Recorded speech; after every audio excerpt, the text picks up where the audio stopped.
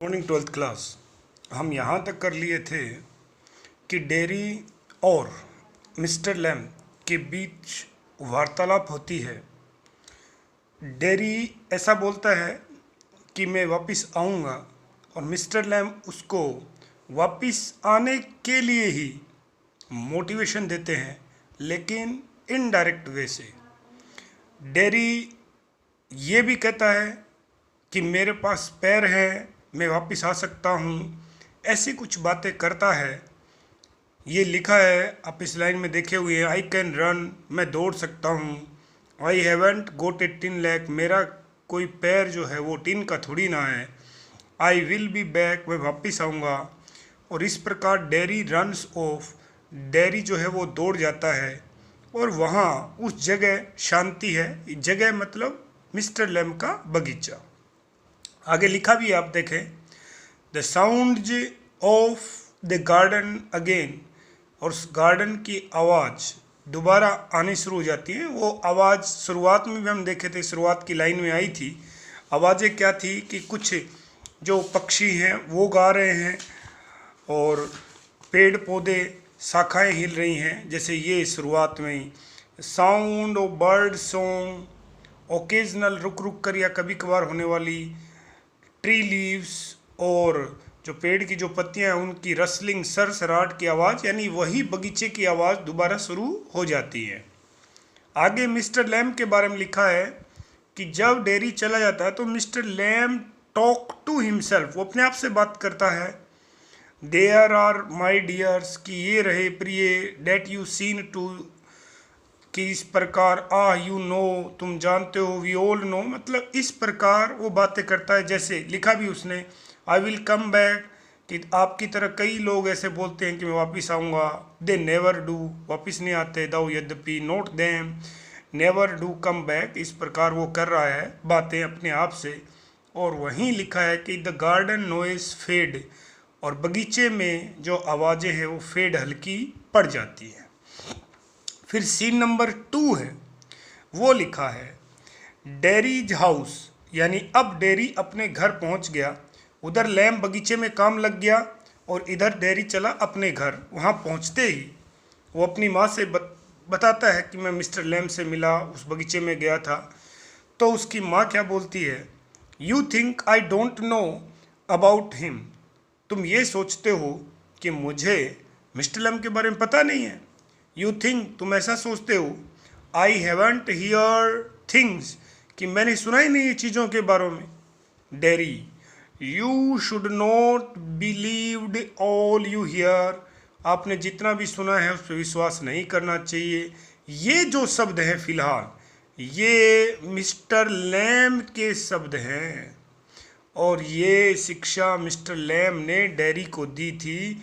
एक उदाहरण के समय जब डेरी ने मिस्टर लैम से कहा था कि एक बार मैं बस स्टैंड पे था और कुछ महिला, 2 महिलाएं थी, एक महिला ने ये कहा कि ऐसा चेहरा, ऐसे चेहरे से सिर्फ और सिर्फ इसकी माँ प्रेम कर सकती है। उस समय मिस्टर लैम ने ये बात कही थी कि आप जो सुनते हैं आप उस पर विश्वास ना करें। अब मिस्टर लैम की बातें डेरी कर रहा है तो डेरी की माँ क्या बोलती है, बीन टोल्ड, तुम्हें बताया जा चुका है, वोन, सचेत किया जा चुका है, we have not lived here 3 months, कि हमें यहाँ रहते हुए 3 महीने से ज़्यादा नहीं हुआ है। बहुत कम समय हुआ है कि 3 महीने से हम यहाँ रह रहे हैं। बट, लेकिन, आई नो, मैं जानती हूँ, what there is to know, हमें यहाँ 3 महीने से ज़्यादा नहीं हुआ है, किंतु मैं जानती हूँ कि मुझे क्या जानना चाहिए। What there is to know, क्या जानना चाहिए।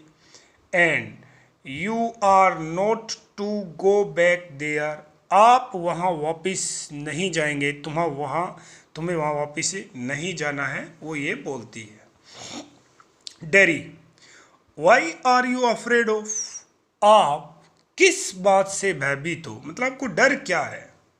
What do you think he is, आप उसके बारे में क्या सोचती हैं, मतलब क्या समझती है आप मिस्टर लैम को।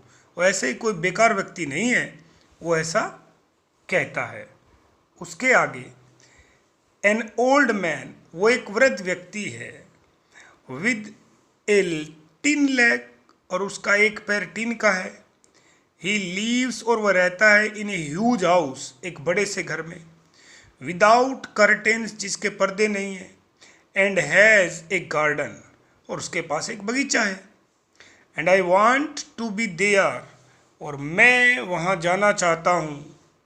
एंड और सिट, बैठना चाहता हूँ। एंड फिर कुछ आगे और बोलता है, लिसनिंग टू थिंग्स, मैं बातें सुनना चाहता हूँ। वैसे थिंग्स का अर्थ चीज़ें होता है, लेकिन आप यहाँ बातों के संदर्भ में लगा सकते हैं।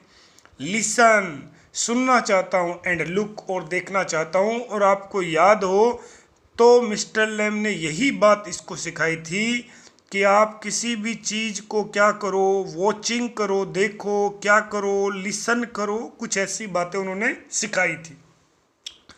डेरीज मदर आस्क्ड हिम, उसकी माँ उससे पूछती है, लिसन टू व्हाट, क्या सुनना चाहते हो?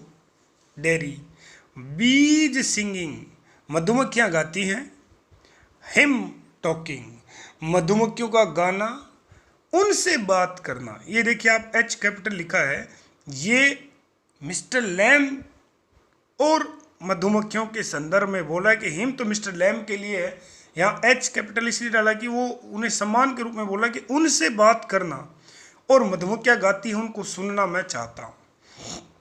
Mother, and what is he got to say to you, वो कहती है और उसे तुम्हें क्या कहना है। आप कह रहे हो हिम टॉकिंग, आप उससे बात करना चाहते हो, और वो ये पूछ रही है कि what is he got to say to you, वो कहना क्या चाहता है आपको, मतलब उसको आपसे क्या बात करनी है। आप सीधा अर्थ ये निकाल सकते हैं, क्या बात उसे, क्या बात आपसे आपसे करनी है, यानी उसे आपसे क्या बात करनी है जो आप वहाँ जाओगे और उसे सुनोगे।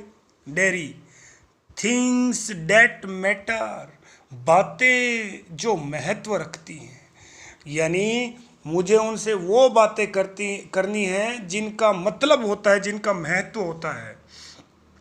Things nobody else ever said, ऐसी बातें जो अभी तक नहीं कही, मुझे किसी ने नहीं कही, एवर, अभी तक। Things I want to think about, ऐसी बातें जिनके बारे में मैं सोचना चाहता हूँ। थिंक अबाउट, विचार करना चाहता हूँ, ऐसी बातें वहाँ होंगी। Mother, then you stay here, फिर तो तुम यहीं रुको।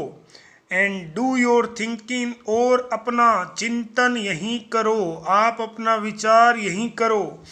You are best of here, उसकी माँ कहती है कि फिर तो आप यहीं रहो, आप अपना चिंतन है वो यहीं करो। आपके लिए वो कह रहा है कि सबसे अच्छा यही होगा कि आप यहीं रुको। Dairy, I hate it here, और अब डेरी कह रहा है कि मुझे यहाँ पर घृणा होती है, मुझे यहाँ पे नहीं रुकना, मतलब वो ये कहना चाह रहा है कि मुझे यहाँ अच्छा नहीं लगता। Mother, you can't help the things you से, तुम जो कह रहे हो वो तुम्हारे क्या नहीं है। यू कांट हेल्प मतलब तुम्हारे क्या नहीं है, वश में नहीं है, कि तुम जो भी कह रहे हो तुम्हारे वश में नहीं है। आई फॉरगिव यू, मैं तुम्हें माफ़ कर देती हूँ, मतलब वो ये कहना चाह रहा है कि तुम्हें, आगे लिखा भी है उसने, देखिए ये लिखा है,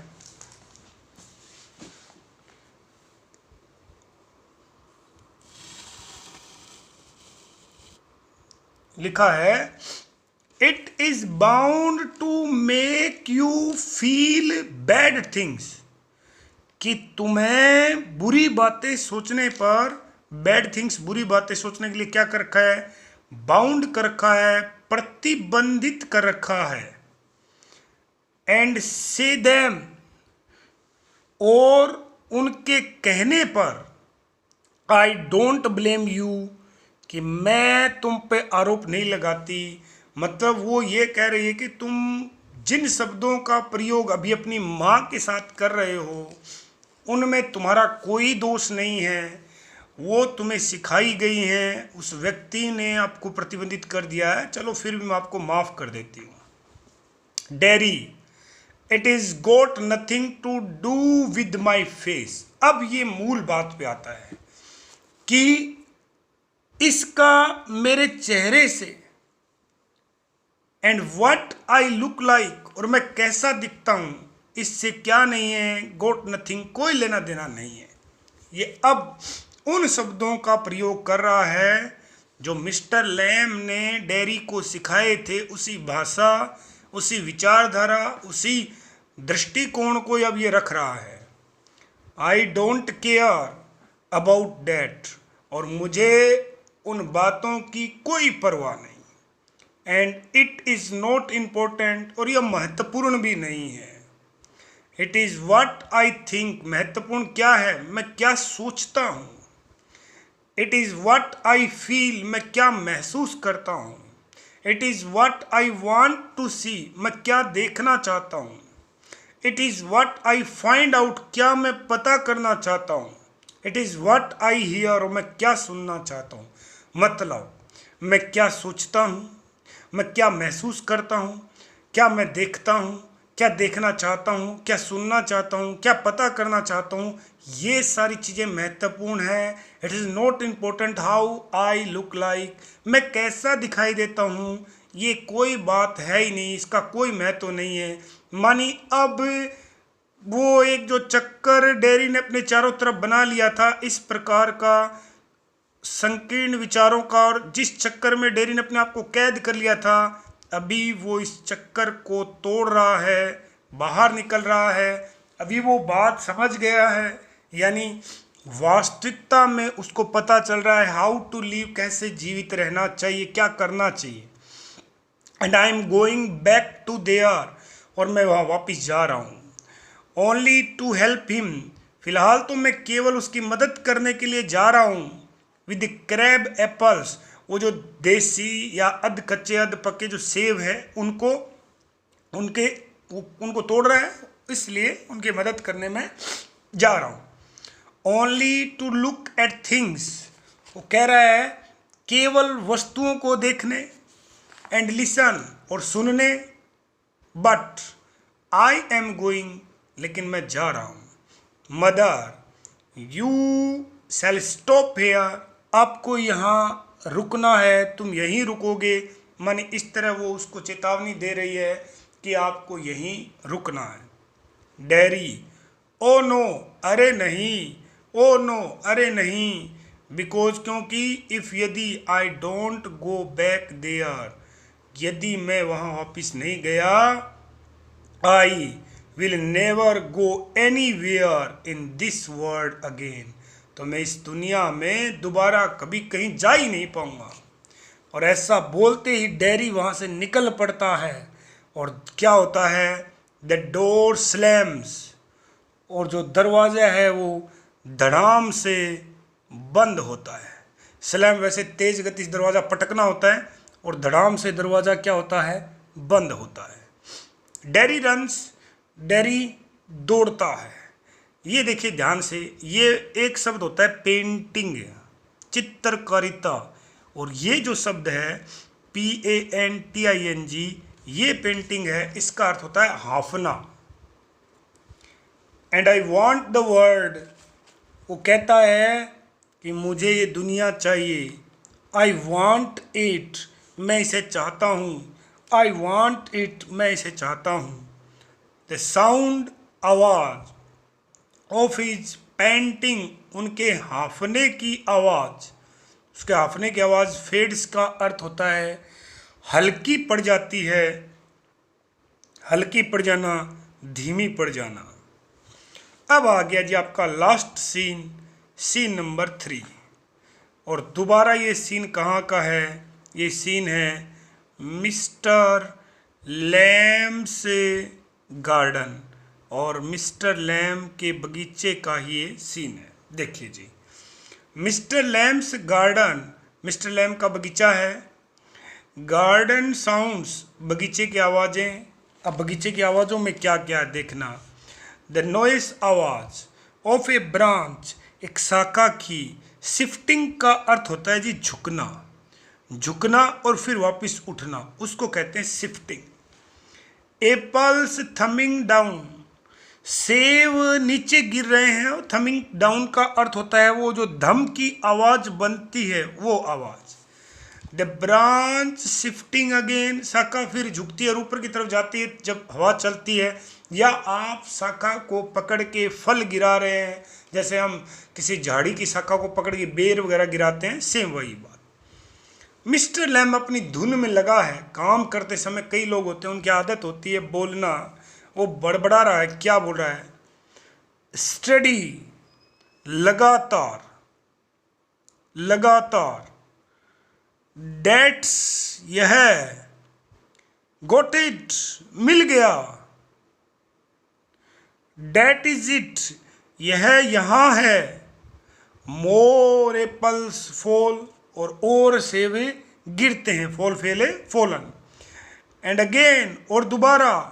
डेट इज इट, ये यहाँ है। एंड और, इस प्रकार वो क्या कर रहा है, एक सीढ़ी के सहारे से पेड़ से उसने सीढ़ी लगा रखी है और पेड़ से फल गिरा रहा है।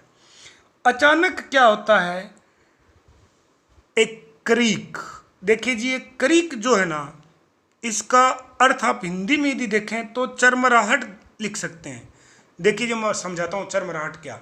जब पेड़ से एक शाखा टूटती है तो चर सी आवाज निकलती है, वो है क्रीक। एक क्रैश और एक धमाका होता है। धमाका यानी कुछ गिरने की आवाज। द लेडर, सीढ़ी, फॉल्स बैक, और इसके साथ ही सीढ़ी पीछे की ओर गिरती है। यानी वो सीढ़ी के ऊपर खड़ा है, शायद इस प्रकार पेड़ की आकृति होगी, इस प्रकार की सीढ़ी यहाँ लगा रखी है, वो सीढ़ी के ऊपर है और उसको तोड़ता जा रहा, इसका बैलेंस होता है, सीढ़ी पीछे की तरफ गिरती है। मिस्टर लैम विद इट, और इसके साथ ही मिस्टर लैम भी गिर जाते हैं। ए थम, यानी वो क्या कह रहा है कि एक थम यानी धम की आवाज आती है, धमाका होता है। द ब्रांच, और शाखा। स्विस बैक, ये मैंने अभी बताया था, शाखा का वापिस झूल जाना, झूल जाना, वो वापिस झूल जाती है। क्रीक, और फिर वही शाखा की वापिस झूलने समय जो आवाज़ निकलती है, एक लकड़ी के टूटने से या वापिस जाते समय वो आवाज़ आती है। देन साइलेंस, और फिर बिल्कुल खामोशी हो जाती है। यहाँ साइलेंस का अर्थ है खामोशी, चुप्पी। और उसी समय ये एक आप कह सकते हैं विडंबना है। आप देखना, विडंबना है, नोट्स में मैंने डाला है, आयरनी बोलते हैं इसको, साहित्य की दृष्टि से शब्द काम में आता है, आयरनी। देखिए, Derry opens the garden gate, और डेरी बगीचे के गेट को खोलता है, इस प्रकार गेट से आया है वो इस बार। स्टिल पेंटिंग, अब भी हाफ रहा है, यानी वो दौड़ते हुए आया है, उसको मिलना है, मिस्टर लैम से मिलना है उसको हर हाल में, तो वो आया है। अब देखिए आप, डेरी, यू सी, देखो, यू सी, आगे देखिए एक्सक्लेमेटर साइन है, मतलब भावेश में बोल रहा है। आई केम बैक, मैं वापिस आ गया। यू सैड, तुमने कहा था, आई वुड नॉट, कि मैं नहीं आऊँगा। एंड दे सैड, अपने माँ बाप के लिए आए हैं, उन्होंने कहा, बट, लेकिन, आई केम बैक, मैं वापिस आ गया। आई वॉन्टेड, मैं आना चाहता था। ही स्टॉप्स, वह रुक जाता है। डेड साइलेंस, वह बिल्कुल, ही स्टॉप्स डेड, इसका अर्थ है कि वह मृत व्यक्ति, वह मृत व्यक्ति की तरह रुकता है, मानी सन्न रह जाता है। साइलेंस, बिल्कुल खामोशी है, एकदम शांति है, चारों तरफ कोई आवाज़ नहीं है, आप यूँ समझ सकते हैं, बिल्कुल शांति है। मिस्टर लैम श्रीमान लैम, मिस्टर श्रीमान, यू हैव, तुम। ही रन्स, वह दौड़ता है, थ्रू, में से, द ग्रास, घास में दौड़ रहा है, स्टॉप्ज, रुकता है, नील्ज, ये देखिए कई बार आता है नील्ज, नी ना से बना है ये, नी जो नाउन है घुटना, उससे वर्ब बनी है। नील्ज का अर्थ होता है घुटनों के बल बैठना, अपने घुटने टेक के बैठ जाता है जैसे हम जमीन पे बैठते हैं। Mister Lamb, that is all right, सब ठीक है। यू फेल, तुम गिर गए। आई एम हेयर, मैं यहाँ हूँ। Mister Lamb, it's all right, सब ठीक है। साइलेंस, शांति है। आई केम बैक, मैं वापिस आ गया। लेमे लैम, लंगड़े लैम, बोलो। आई डिड, मैं वापिस आ गया। कम बैक, वापिस आ गया। डेरी बिगन्स टू वीप, और वह रोने लगता है। क्यों रोने लगता है? उसके पीछे ये है कि वो देखता है कि मिस्टर लैम मर चुके हैं। वो व्यक्ति जिसने उसे क्या बनाया, ऑप्टिमिस्टिक बनाया, ऑप्टिमिस्टिक बनाया, आशावादी बनाया, वो व्यक्ति क्या हो गया, उसको आशावादी तो बना गया, लेकिन विडंबना ये है, आयरनी ये है कि जब वो जीवन जीने के लिए तैयार हुआ, आगे बढ़ने के लिए तैयार रहा, उसी समय क्या हुआ, मिस्टर लैम इस दुनिया से जा चुके थे। वास्तव में मिस्टर लैम भी अकेले ही रहते थे, कोई ज़्यादा दोस्त नहीं थे उनके, उसने ऐसे ही कहा था, लेकिन जीवन के प्रति उनका नज़रिया ऑप्टिमिस्टिक था, आशावादी था। और दूसरी तरफ डेरी जो है वो काफ़ी निराशावादी थे, पैसिमिस्ट थे। इसलिए इस पाठ में जो प्रमुख 3 प्रश्न बनते हैं, पाठ आपका पूरा हुआ, दी एंड लिखा आप देखे होंगे, वो 3 प्रमुख प्रश्न ये बनेंगे आपके कि एक तो इसमें मिस्टर लैम का इसमें दे नहीं रखा, एडिशनल मालें ये दे रखा शायद, ये रहा कि explain the significance of the statement made by Derry, because if I don't go back I will never go anywhere। इसी के संदर्भ में ये बात जोड़ी जाएगी कि एक तो आपको क्या पता रहना चाहिए मिस्टर लैम का करैक्टर स्केच। दूसरा, मिस्टर लैम और डेरी को क्या चीज़ बाउंड करती थी यानी जोड़ती थी। तीसरा, उन दोनों के बीच में सिमिलरिटीज क्या थी, मानी समानताएं क्या थी, और दोनों के ही बीच डिफरेंस क्या थे, ये आप देखेंगे। तो जब आप ये कह रहे हैं कि आप उनके बीच की सिमिलरिटी बताओ और दोनों के बीच के डिफरेंस बताओ, तो आपके ये दोनों प्रश्न इनको क्लियर कर देंगे। एक तो ये what disability did mister Lamb suffer from, उनको किस प्रकार की डिसेबिलिटी थी। और इसी में छोटा प्रश्न पहले है ये, what physical disability of dairy suffer from, यानी बी का पहला प्रश्न और सी का पहला प्रश्न, इनकी दोनों की सिमिलरिटी को डिफाइन कर देंगे। सिमिलरिटी आप आराम से समझेंगे, तो ये इसके आपको पीडीएफ में क्वेश्चन आंसर मिल जाएंगे। तो इस पाठ को करने के बाद यदि हम ध्यान से देखें तो आप यूँ कह सकते हैं कि इस रेनबो बुक से, ये जो रेनबो बुक है, इससे हमने लॉस्ट स्प्रिंग कंप्लीट कर लिया, एक आपने इंडिगो कंप्लीट कर लिया, एक आपने डीप वाटर कंप्लीट कर लिया, एक आपने on the face of it कर लिया, और ये 1 2 3 4 और 5 पोएम हमने कंप्लीट कर ली। राइटिंग स्किल आपका कंपोजिशन का पार्ट रहता है, उस पर चर्चा करते हैं। यानी कुल मिला के आप यदि देखें तो अपना 1 2 on the reading in a relation 3, 5 number part 4, 6 7 और 8 पार्ट बचे। मैंने यज्ञ आप कह सकते हैं रेनबो का लगभग 60-70% सिलेबस अपना कंप्लीट हो चुका है। तो आप हल्के में ना लेना इसको, ये आप समझ के चलें कि अगले 10-15 दिन में हम लगभग रेनबो के 80% सिलेबस को कवर कर लेंगे। तो अपना जो ड्यूटी है वो ये है कि आपको ये समय मिल गया, और हो सकता है ये समय आपको 1 महीना और भी मिल जाए या 1.5 महीने मिल जाए। हो सकता है रेगुलर क्लास ना रहें, मतलब ऑफलाइन क्लासेस ना रहें, स्कूल ना चले, तो आपको ये करना है कि आप इसका पूरा फ़ायदा उठाएं, क्योंकि अभी परीक्षाएं तो आप मान के चले वही फिक्स है, मार्च में होनी है। तो ऐसा ना हो कि हम जो ये समय है, जो अपना अच्छा समय है, आप यूँ समझे भाई अपना ही अच्छा ही समय है, तो इसका आप सही उपयोग करें।